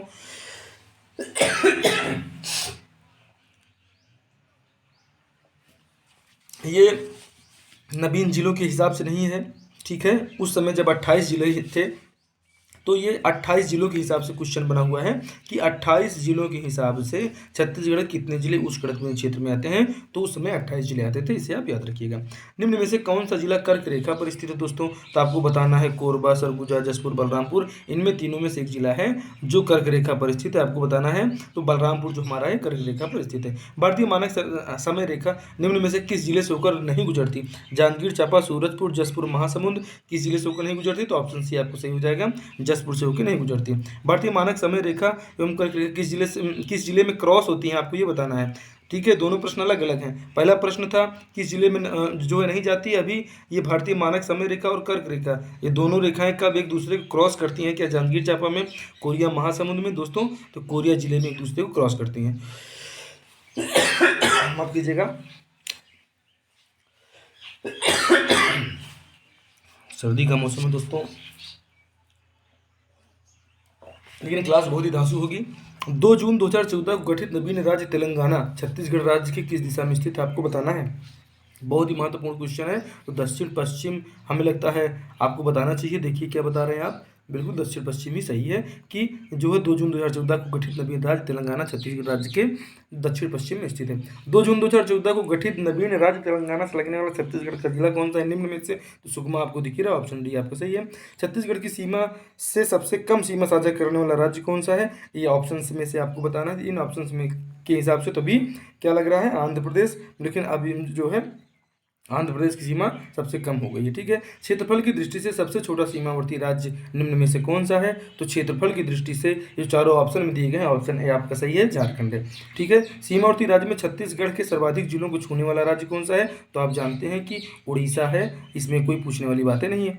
ठीक है, छत्तीसगढ़ की सबसे अधिक अंतर्राज्यीय सीमा वाला जिला कौन सा है जो है? तो ये दोस्तों बलरामपुर था। छत्तीसगढ़ की सबसे अधिक अंतर्राज्यीय सीमा जिला वाला बलरामपुर है। छत्तीसगढ़ राज्य की दक्षिणी सीमा निम्न में से कौन सा राज्य बनाता है दोस्तों? तो दक्षिण सीमा ये ऑप्शन में बताएं तो आंध्र प्रदेश तेलंगाना दोनों बनाता है दोस्तों। अभी ऑप्शन में उस समय जब कई प्रश्न आया हुआ था उस समय तेलंगाना नहीं बना था, लेकिन अभी आप तेलंगाना को भी इसमें ऐड कर लीजिएगा। ठीक है, आगे देखिए, राज्य छत्तीसगढ़ राज्य का कौन सा जिला तीन सीमावर्ती राज्य की सीमाओं को स्पर्श करता है दोस्तों? तो बीजापुर, जसपुर, सुकमा, राजनांदगांव। तो जो आपका ऑप्शन डी सुकमा है, ये जो है तीन राज्य की सीमाओं को स्पर्श करता है। जब आप यहाँ पे जाएंगे और इसको थोड़ा सा आप इसका अध्ययन करेंगे तो आप देखेंगे कौन कौन से राज्य हैं। तो ये आपके राज्य हैं। ठीक है, ये उड़ीसा हो गया, ठीक है, ये आपका तेलंगाना हो गया, ठीक है, ये आपका और ये आपका हो गया तेलंगाना, और ये हो गया आंध्रा। ठीक है, तो ये दोनों यहाँ पे यही तीन जो है स्टेट हैं जो सुकमा को टच कर रहे हैं। ठीक है, छत्तीसगढ़ राज्य कौन सा जिला मध्य प्रदेश की सीमाओं को स्पर्श नहीं करता है? अब आपको इसमें बताना है। तो गौरव पांड्रा में मरवाई कर रहा है, राजनांदगांव कर रहा है, मुंगेली, बिलासपुर, ये दोनों नहीं कर रहे हैं अभी की डेट में। ठीक है, मध्य प्रदेश, छत्तीसगढ़ राज्य मध्य प्रदेश के कुल क्षेत्रफल का कितना प्रतिशत दोस्तों? तो जो है ये 30.47, आप इसे याद रखिएगा, ऑप्शन भी आपका सही हो जाएगा। अब आइए थोड़ा सा अलग दिशा में चलते हैं, छत्तीसगढ़ के फैक्ट्स को देखते हैं जो बहुत महत्वपूर्ण फैक्ट हैं। छत्तीसगढ़ के प्रथम राज्यपाल कौन थे? निसंदेह दोस्तों अब आ गई लल्लन टॉप की बारी, और एक बार आप जो है वीडियो को शेयर कर दीजिए और लाइक कर दीजिए। अब आइए लल्लन टॉप देखते चलिए। छत्तीसगढ़ के प्रथम राज्यपाल कौन थे? दिनेश नंदन सहाय। छत्तीसगढ़ के प्रथम मुख्यमंत्री कौन थे? श्री अच्युत प्रमोद कुमार जोगी। प्रथम विधानसभा अध्यक्ष श्री राजेंद्र प्रसाद शुक्ल थे। प्रथम विधानसभा उपाध्यक्ष श्री बनवारी लाल अग्रवाल थे, इन्हें आपको याद रखना है। छत्तीसगढ़ के प्रथम गृह मंत्री पूछे जाए तो नंद कुमार पटेल बताइए। शिक्षा मंत्री सत्यनारायण शर्मा, वित्त मंत्री रामचंद्र सिंह देव, महिला मंत्री श्रीमती गीता देवी सिंह, प्रथम नेता प्रतिपक्ष श्री नंद कुमार साय। छत्तीसगढ़ मंत्रालय भवन का नाम महानदी है। छत्तीसगढ़ के सचिवालय भवन का नाम जो है क्या है? महानदी है, इसे आपको याद रखना है। छत्तीसगढ़ के खनिज भवन का क्या नाम रखा गया आपको बताना है। छत्तीसगढ़ के खनिज भवन का नाम क्या है? सोनाखान। छत्तीसगढ़ के जल संसाधन भवन क्या कहा जाता है? सिहावा। छत्तीसगढ़ विधानसभा को क्या नाम दिया गया है? मिनीमाता। मुख्यमंत्री निवास को क्या कहते हैं? करुणा। छत्तीसगढ़ के विधायक विश्राम गृह को क्या नाम दिया गया? संगवारी। और छत्तीसगढ़ का प्रथम किसान शॉपिंग मॉल कहाँ है? तो राजनांदगांव जिले में है। और राजनांदगांव से मोहला मानपुर जो है कब अलग हुआ है, इसको हमें कमेंट करके बताएं। छत्तीसगढ़ का प्रथम वन्यजीव अभ्यारण्य दोस्तों का दर्जा किस अभ्यारण्य को प्राप्त है? सीता नदी अभ्यारण्य को प्राप्त है। छत्तीसगढ़ की प्रथम जूट मिल कब स्थापित हुई? 1935 में मोहन जूट मिल स्थापित हुई थी। छत्तीसगढ़ की प्रथम नदी परियोजना कौन सी नदी थी? तांदुला परियोजना। छत्तीसगढ़ के प्रथम पद्म भूषण प्राप्त करता कौन से दोस्तों? जो है हबीब तनवीर जी थे जो है। आगे देखिए कि छत्तीसगढ़ की प्रथम पद्म भूषण प्राप्त महिला कौन सी? श्रीमती तीजनबाई, जिन्हें 2003 में मिला था। पांडवानी की कपाल अकेली की कलाकार हैं। साथ ही इन्होंने छत्तीसगढ़ की प्रथम महिला पद्मश्री अवार्ड प्राप्त करता होने का गौरव प्राप्त हुआ था। यह पद्मश्री अवार्ड इनको 1987 में मिला था। छत्तीसगढ़ के प्रथम व्यक्ति जिन्हें पद्मश्री सम्मान से सम्मानित किया गया था मुकुटधर पांडे, जिन्हें 1976 में सम्मानित किया गया था। छत्तीसगढ़ की प्रथम फिल्म का क्या नाम है? कई देवी संदेश, जो 1965 में बनी थी, और हबीब तनवीर जी को इसी के लिए बहुत ज़्यादा याद किया जाता है। छत्तीसगढ़ राज्य का प्रथम विश्वविद्यालय आपसे पूछा जाए क्या है? तो इंदिरा कला संगीत विश्वविद्यालय खैरागढ़ राजनांदगांव 1956 में स्थापित हुआ। जो छत्तीसगढ़ ही नहीं एशिया का प्रथम संगीत विश्वविद्यालय होने गौरव प्राप्त है। छत्तीसगढ़ राज्य का प्रथम शैक्षणिक संस्थान का गौरव किसे प्राप्त है? तो राजकुमार कॉलेज है, जो 1897 से जो शिक्षा के क्षेत्र में काम कर रहा है। छत्तीसगढ़ का प्राचीन नाम क्या था दोस्तों? छत्तीसगढ़ का प्राचीन नाम था दक्षिण कोसल, इसे आप याद रखिएगा। छत्तीसगढ़ राज्य की प्राचीन भाषा क्या कहा जाता है? उसे कोसली कहा जाता है। 11वीं सदी में रतनपुर स्थित महामाया मंदिर का निर्माण किसने कराया था? रत्नदेव प्रथम ने कराया था। छत्तीसगढ़ में कलचुरी राजवंश के संस्थापक कौन थे? कलिंग राज थे 1000 ईस्वी। कलचुरी राजवंश के अंतिम स्वतंत्र शासक कौन थे? रघुनाथ सिंह थे। छत्तीसगढ़ में प्रथम मराठा आक्रमणकारी कौन था? भास्कर पंत, जिसने 1741 ईस्वी में रघुनाथ सिंह पर आक्रमण किया था। दोस्तों छत्तीसगढ़ में बर्तन बनाने वाली जनजाति का नाम क्या है? कंडरा है। बांस शिल्प से संबंध कलात्मक कृति कार्य कौन सी जनजाति करती है? कमार जनजाति करती है। काले पक्षी का शिकार करने वाली जनजाति क्या कहते हैं? पारधी कहते हैं। छत्तीसगढ़ में बोझा ढोने का कार्य करने वाली जनजाति कौन सी है? गढ़वा। छत्तीसगढ़ में कत्था निकालने वाली जनजाति कौन सी है? खैरवार को भी आपको याद रखना है। ठीक है, आगे बढ़ते हैं। बेहद ही महत्वपूर्ण है छत्तीसगढ़ का सेवक। ठीक है, छत्तीसगढ़ में सेवक का कार्य करने वाली कौन सी जनजाति है? बतरा। नाव चलाने का कार्य कौन सी जनजाति करती है? मझवार करती है। सैन्य कार्य चलाने वाली जनजाति कौन सी है? सैन्य कार्य करने वाली कंवर है। आगे देखिए ईसाई धर्म से संबंधित प्रथम छत्तीसगढ़ की जनजाति कौन सी है? ईसाई धर्म से ये सर्वाधिक है दोस्तों, ठीक है, इसे याद रखिएगा। सर्वाधिक प्रभावित छत्तीसगढ़ की जनजाति कौन सी है? उरांव, कंवर, सवर, हल्बा, इन्हीं के सबसे ज़्यादा धर्म परिवर्तन हुआ है। द माड़िया गाड़सा बस्तर, इसे जॉर्ज ग्रियर्सन ने लिखा है। इसे भी आपको दिमाग में बैठा के रखना है। दोस्तों बस बिल्कुल एंड होने वाली है स्लाइडें। आइए एकदम लास्ट में चलते हैं, फिर अगली क्लास को भी हम आपको लेकर आएंगे, उसमें भी जो है मैराथन की सेकंड क्लास भी लेकर आऊँगा। जब तक छत्तीसगढ़ से एक भी प्रश्न जो है नहीं बचता, तब तक आपके लिए ये जो है मैराथन क्लास जो है मैं अगली वाली लेकर आऊँगा। और इन दोनों क्लासों में जो है आपका एक भी प्रश्न छत्तीसगढ़ से छूटने वाला नहीं है, सीजी सामान्य अध्ययन, ठीक है। आइए देखते हैं, द मुड़िया एंड घोटुल किताब के लेखक कौन है? Verrier Elwin. The tribal economy पुस्तक किसने लिखा है? दयाशंकर नाग ने लिखा है। छत्तीसगढ़ में कौन सी जनजाति लौह संबंधी कार्य करने में माहिर होती है? अगरिया। चीनी यात्री ह्वेनसांग का आगमन छत्तीसगढ़ में कहाँ हुआ था? ये सिरपुर में हुआ था 639 ईस्वी में, पांडु वंशी शासक महासेगुप्त बालार्जुन कार्यकाल में। छत्तीसगढ़ में गौतम बुद्ध किस स्थान पर आए थे दोस्तों? तो सिरपुर में आए थे, इसे आपको याद रखना है। भगवान राम ने सबरी नामक भिल्ली महिला खातों झूठे बेर छत्तीसगढ़ में कहाँ खाए थे? शिवनारायण में खाए थे। छत्तीसगढ़ का रामायण कालीन नाम क्या था दोस्तों? दक्षिण कोसल था। बस्तर क्षेत्र को रामायण काल में किस नाम से जाना जाता था? दंडकारण्य के नाम से जाना जाता था। लवकुश की जन्मस्थली वाल्मीकि आश्रम कहाँ स्थित है? ये तुरतुरिया महासमुंद में स्थित है। इसे आप जरूर याद रखिएगा। बिल्कुल रिवीजन क्लास है दोस्तों, मैराथन क्लास ऐसी होता है, जल्दी जल्दी ही लेके चलना पड़ता है, चूंकि कंटेंट कुछ छूट न जाए और आपकी परीक्षा में आपका सपना न टूटने पाए, इसलिए भी हमें और ज़्यादा सतर्क रहना पड़ता है कि एग्जाम में आप व्यू से जो है कोई भी प्रश्न छूटने ना पाए। आगे हम देखते हैं, गुरु घासीदास केंद्रीय विश्वविद्यालय कहाँ स्थित है? कोनी बिलासपुर में स्थित है। 1983 में इसकी स्थापना हुई थी। 2009 में इसे केंद्रीय विश्वविद्यालय का दर्जा मिला है। वर्तमान में छत्तीसगढ़ का एकमात्र केंद्रीय विश्वविद्यालय है। आगे देखते हैं दोस्तों, छत्तीसगढ़ का एकमात्र कृषि विश्वविद्यालय कौन सा है? तो इंदिरा गांधी कृषि विश्वविद्यालय रायपुर है दोस्तों, इसे आपको याद रखना है। और गाहिरा गुरु विश्वविद्यालय कहाँ स्थित है? अंबिकापुर में स्थित है दोस्तों। ये प्रश्न आपको सीधे पेपर में मिलेंगे। और हाँ, इसके अलावा अगर आप हमारे इतिहास, जियोग्राफी, कॉन्स्टिट्यूशन, इन सभी के वीडियोस नहीं देख रहे हैं, करंट अफेयर, जीएस, जीके, आप पूरी वीडियोस अवेलेबल है दोस्तों, आप इनका अध्ययन करिए और एक कंटेंट देख के आपको जो है लग रहा होगा कि हमारी क्लासेस कैसी हैं, ठीक है। आगे आइए देखते हैं, छत्तीसगढ़ का एकमात्र कृषि विश्वविद्यालय कहाँ स्थित है? इंदिरा गांधी कृषि विश्वविद्यालय रायपुर में स्थित है। गाहिरा गुरु विश्वविद्यालय कहाँ है? अंबिकापुर में स्थित है। ये आप दिमाग में बैठा के रखिएगा। आगे बढ़ते हैं, कोरबा में पाली के शिव मंदिर का निर्माण जो है किसने कराया था दोस्तों? तो जो कोरबा वाला जो पाली जो है वह पाली का शिव मंदिर है, इसका निर्माण बाणवंशी शासक विक्रमादित्य ने कराया था और इसका जीर्णोद्धार जलादेव प्रथम ने कराया था, इसे आपको याद रखना है। चैतुरगढ़ या तुम्बाड़ में महिषासुर मर्दिनी का मंदिर का निर्माण किसने कराया था? जो कलिंगराज ने कराया था दोस्तों, कलचुरी वंश के शासक, जो छत्तीसगढ़ में कलचुरी वंश के लहुरी शाखा के वास्तविक संस्थापक थे कलिंगराज, पूछे जाते हैं। कलचुरियों की आरंभिक राजधानी किसे कहा जाता है? तुम्बाड़ को कहा जाता है। ये वही तुम्बाड़ की बात यहाँ पे हो रही है। चित्तौड़गढ़ लाफागढ़ किला किसने बनाया जो है? तो पृथ्वीदेव प्रथम ने लाफागढ़ किले में 3 प्रवेश द्वार था, जिसका नाम मेनका, द्वारका, सिंह द्वार एवं हुंकार था।